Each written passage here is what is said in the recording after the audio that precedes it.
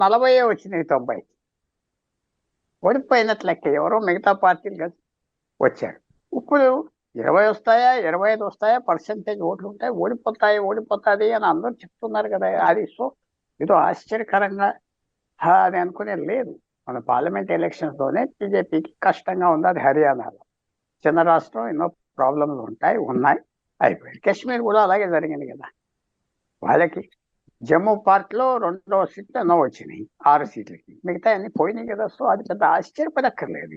నార్మల్గా అవుతాయని ఫ్యాక్ట్ మీద అయిపోయింది అంటారు.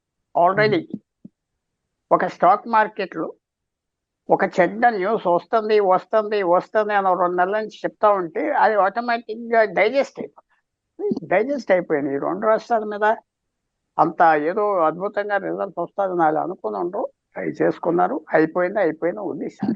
కానీ వదలలేదు కదా, తీవ్రంగా పోరాడారు కదా. మహారాష్ట్ర, జార్ఖండ్, ఈ కాశ్మీరు, అలాగే హర్యానాకు ఒకేసారి ఎన్నికలు పెట్టాలి, కానీ విడగొట్టి ఎన్నికలు పెట్టించి రకరకాల ప్రయత్నాలు చేశారు కదా.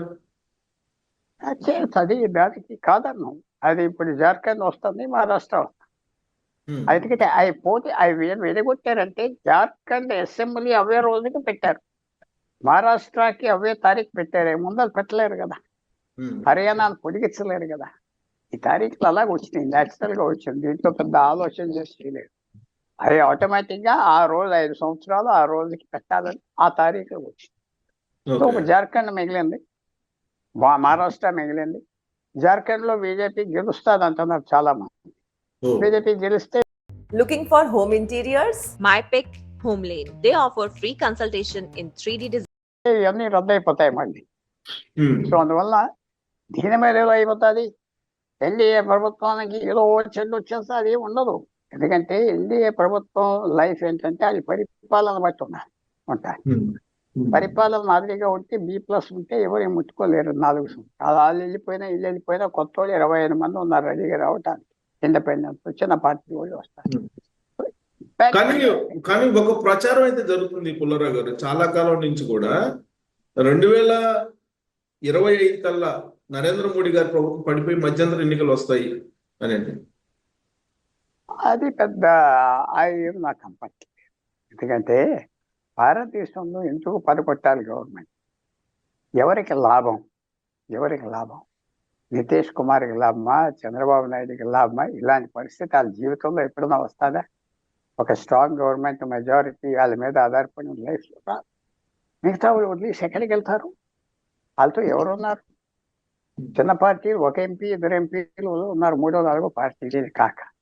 అది నాకేం కట్టుపోతారు. బీజేపీలో వాడు వదిలేసి వెళ్ళిపోయి కాంగ్రెస్కి అప్పచెప్తే ఏమొస్తుంది?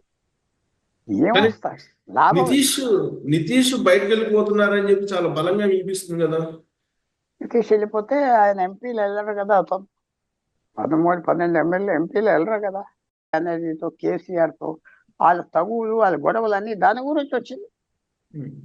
అంత విశేషంగా కేసీఆర్తో పోరాడారు, తిట్టారు, పెట్టారు, అని చేశారు. ఎవరు వచ్చారు అధికారంలోకి? కాంగ్రెస్ పార్టీ అధికారం. మమతా బెనర్జీని అంత అటాక్ చేస్తే కాంగ్రెస్ పార్టీతో కలిసి, కేజ్రీవాల్ అంత గొడవ చేస్తే కాంగ్రెస్ పార్టీతో కలిసిపోయాయి. ఏమిటి అలా? అది దాని గురించి ఏమైనా ఆలోచిస్తున్నారా? ఏమైనా ఆలోచించి ప్రాంతీయ పార్టీలు జోలికి వెళ్ళకుండా చేస్తారంటే ఒక సిగ్నల్ కనపడింది నాకు నిన్న. ఆ సిగ్నల్ మీకు తెలిసే ఉంటుంది కాబట్టి నేను చెప్పట్లేదు ఆ సిగ్నల్ ఏంటో. ఇప్పుడు ప్రాంతీయ పార్టీలను అసలు లేకుండా చేయాలనేది బీజేపీ వాళ్ళ టార్గెట్ కదా. అది కరెక్ట్ కాదు. అది ఫెయిల్ అయిపోయారు కదా పాలసీ. వాళ్ళకి గ్రహించుకున్నారనుకుంటున్నాను. వాళ్ళు అనవసరంగా ప్రాంతీయ పార్టీలతో దెబ్బలాడే కొద్ది వాళ్ళు కాంగ్రెస్ పార్టీతో కలిసిపోతున్నారు. కాంగ్రెస్ పార్టీకి బలం వస్తుంది. అరవింద్ కేజ్రీవాల్ అలా ఉంటే ఏమవుతుంది? కేసీఆర్ ఉంటే ఏమవుతుంది? అది చాలా పొరపాటు చేశారు స్ట్రాటజీ. చాలా. మమతా బెనర్జీతో ఓడించలేరు, ఆవిడ అల్లరి చేశారు. ఇది కాంగ్రెస్ పార్టీతో కలిసిపోయింది. కేజ్రీవాల్ కాంగ్రెస్ పార్టీతో కలిసిపోయింది. కేసీఆర్ తీసేస్తే కాంగ్రెస్ వచ్చింది. సో అందువల్ల మొన్న కొంచెం డిఎంకే అడిగినవన్నీ ఇస్తున్నారు. అది 10 రోజులు బట్టి మారింది పాలసీ. ఉదాహరణ మెట్రో 3 సంవత్సరాలు బట్టి ఆప్ చేశారు. 7,000-8,000 కోట్ల ప్రాజెక్ట్ మేము రాము, మీరు పోతే పోండి అన్నారు. వారం రోజుల క్రితం నిర్మలా సీతారామన్ కూడా అది స్టేట్ ప్రాజెక్ట్, మాకేం సంబంధం లేదు, చాలా గొప్పగా మాట్లాడామని చెప్పింది ఆమె స్టైల్. మొన్న నరేంద్ర మోడీ రివర్స్ చేసాడు, ఆ ప్రాజెక్ట్ని ఫైనాన్స్ చేస్తున్నామని స్టాలిన్కి అప్పచెప్పారు. సో అది మార్చుకున్నారంటే వాళ్ళు సర్వైవ్ మార్చుకున్నారు.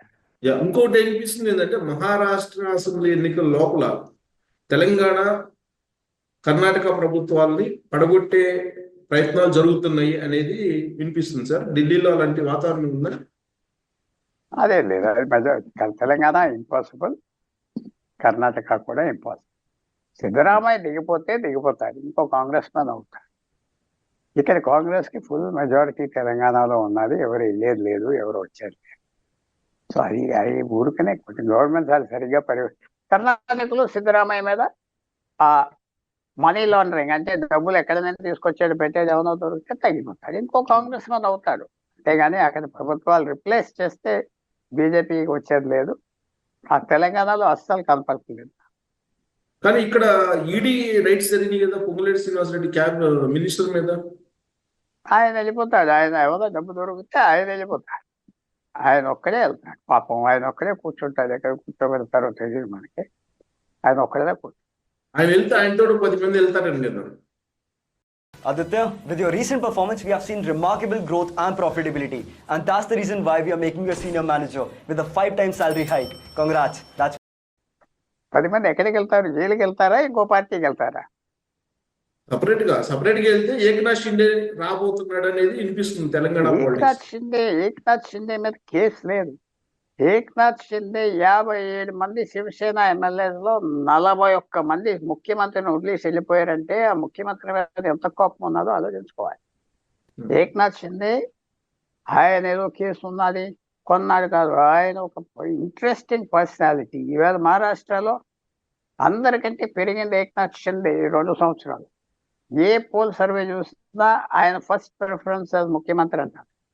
ఆయన పేరు చచ్చుకున్నాడు, సంపాదన. Eknath Shinde different type. ఆయన రాజకీయంలో ఉన్న మనిషి రాజకీయానికి చేసేది. ఇక్కడ వీళ్ళు అంత ఏం ఉండదు, ఇది నేను అనుకోవట్లేదు. తెలంగాణ చాలా సాలిడ్ గా ఉన్నది గవర్నమెంట్.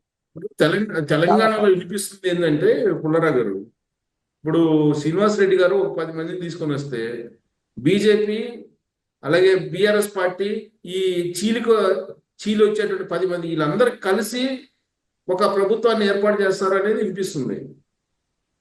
అది మరి శ్రీనివాస్ రెడ్డి అది చేయగలరా? అది ఇంటికి వెళ్తాడు, ఇప్పుడు మంత్రిగా ఉన్నాడు కదా, కంఫర్టబుల్ గా ఉన్నాడు కదా, కుర్చీలో కూర్చున్నాడు కదా, ఆ రెడ్ లైట్ కారులో తిరుగుతున్నాడు కదా, ఇంకప్పుడే ఎందుకు వదులుకోవాలి? ఆయన వదులుకొని ఎక్కడికి వెళ్ళి కూర్చుంటాడు? అలాగే బీజేపీని వదులుకొని నాయుడు గారు ఎక్కడికి వెళ్తాడు, నితీష్ కుమార్ ఎక్కడికి వెళ్తాడు? సముద్రంలో దూకుతారు వాళ్ళు, ఎందుకు హ్యాపీగా కూర్చున్నారు కదా.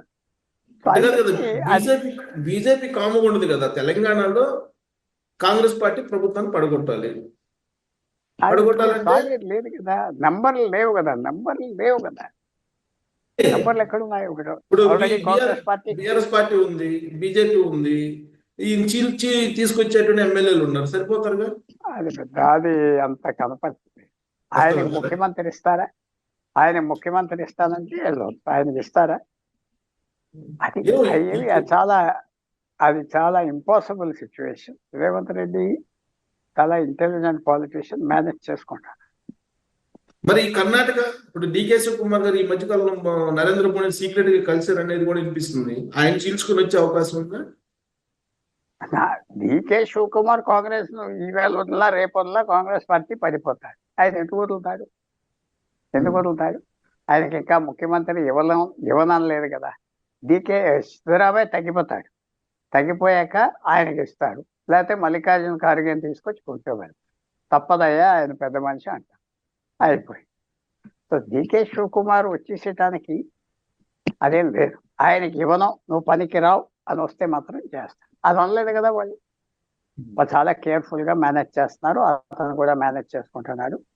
అతను వెళ్ళిపోయే అవకాశం అతనికి మాత్రం ఒకటి తెలుసు, ఈసారి అవ్వకపోతే మళ్ళీ 10 సంవత్సరాలు ఆగాలని తెలుసు శివకుమార్. మళ్ళీ వచ్చే ఎలక్షన్ లో ఓడిపోతాం, ఇంకో 5 సంవత్సరాలు ఆగాలి, 70 ఏళ్ళు చిల్లర వచ్చేస్తుంది. సో ఏమన్నా చేస్తాడా లైట్నింగ్ స్ట్రైక్ మనకు తెలియదు. కానీ అంతవరకు కాంగ్రెస్ పార్టీ రానివ్వరు. ఓకే. నరేంద్ర మోడీ గారి గ్రాఫ్ ఇప్పుడు హర్యానా కాశ్మీర్ ఫలితాల తర్వాత పడిపోయే అవకాశం ఉందా? ఒకటి నరేంద్ర మోడీ పాపులారిటీ పెరగట్లేదు, కానీ తరగట్లేదు, అంత తరగట్లేదు. అతనికి ఆ స్థాయిలో చాలా మంది ఒప్పుకుంటున్నారు ప్రైమ్ మినిస్టర్గా ఆయన. ఇప్పుడు బీజేపీ పాపులారిటీ కూడా పెరిగింది కదా దేశం అంతా. నరేంద్ర మోడీ ఎన్నియర్ బీజేపీని లాక్కొస్తా ఉంటే బీజేపీ కూడా ఈక్వల్ ఫోర్స్ అది. నరేంద్ర మోడీ ఈ రాష్ట్ర ఎలక్షన్స్ లో నరేంద్ర మోడీ ఫ్యాక్టర్ కాదు, పెద్ద క్యాన్వాస్ చేయలేదు. కాశ్మీర్ లో 1 మీటింగ్ అనుకుంటా, హర్యానాలో ఏదో 2-3 మీటింగ్స్ పెట్టేది, అయిపోయింది. ఇప్పుడు దిగట్లేదు, ఎందుకంటే ఆయన మీద కోపం అంతా 2024 జూన్ ఎలక్షన్స్ లో అయిపోయింది. ఇప్పుడు స్టేట్ లీడర్ హర్యానాలో 90 మంది ఎమ్మెల్యే ఉన్నారు, 90 మంది వాళ్ళు ఉన్నారు. జార్ఖండ్ లో ఏదో 100 ఎంతో మంది వీళ్ళు ఉన్నారు, వాళ్ళు ఉన్నారు. సో అది వేరే పాపులారిటీ వేరే. మహారాష్ట్రలో 288 ఎమ్మెల్యేలు ఫైట్. మోడీ ఫ్యాక్ట్ కాదు, Eknath Shinde is the fact. Eknath Shinde చేస్తారా ఓటీ అలా ఇంకోటి తీసుకొచ్చాడు. బీజేపీ అంతర్గత రాజ్యాంగం, బీజేపీ రాజ్యాంగం అయితే ఉంది కదా ఒకటి, ఆ రాజ్యాంగం ప్రకారం, ఆర్ఎస్ఎస్ రాజ్యాంగం ప్రకారం 75 నిండితే నెక్స్ట్ ఇయర్ ఖచ్చితంగా నరేంద్ర మోడీ గారు దిగిపోతారు అనేది, దానికి ఏమంటారు? అది పెద్ద అది ఒప్పుకోరు, ఎవరు ఒప్పుకోరు. అది లేకపోతే నడిచేది కూడా లేదు. అది ఆయన దిగిపోవాలని ఎవరు అనరు. ఆ రాజ్యాంగం లేదు, ఆయనే పెట్టాడు కండిషన్. దగ్గర 75 అని పెట్టినట్టుగా నాకు తెలియదు. ప్రత్యక్ష రాజకీయాల్లో ఉండకూడదు. అది అప్పుడు వాళ్ళని దింపేయటానికి తీసుకొచ్చారు, చాలా మందిని దింపేశారు. Unpopular leaders. అద్వానీ దింపాక